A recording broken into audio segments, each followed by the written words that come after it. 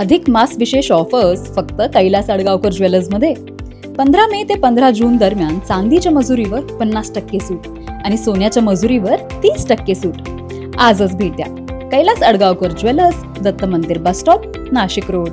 Nashik road परिसरातील वास्को चौक येथे जुन्या वादातून एका तरुणावर तलवार आणि कोयत्याने सपासप वार करून गंभीर जखमी केल्याची धक्कादायक घटना मंगळवारी 17 जून रोजी रात्री घडली आहे. या प्रकरणी नाशिक रोड पोलीस ठाण्यात 4 जणांविरोधात खुनाचा प्रयत्न केल्याप्रकरणी गुन्हा दाखल करण्यात आलेला आहे. जखमी उमेश गायधनी याला त्याचा मित्र सोएब शेख याने फोन करून आपल्यातील वाद मिटवायचा असेल तर वास्को चौक येथे येईल असं सांगून बोलवलं होतं. त्यानुसार उमेश हा त्याचे मित्र सनी भालेराव आणि तेजस कांबळे यांच्यासह वास्को चौकात गेला.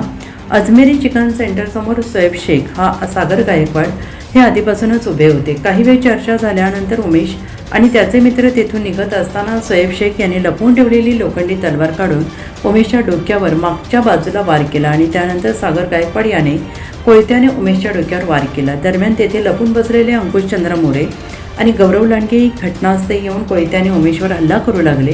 हल्लेखोरांनी आज याला जिवंत सोडायचं नाही असं म्हणत उमेशवर सपासप वार केल्याचं प्रत्यक्षदर्शींनी म्हटलं आहे. गंभीर जखमी झालेल्या उमेश रक्ताच्या थारोळ्यात पडलेला असताना आरोपी घटनास्थळावरून पसार झाले.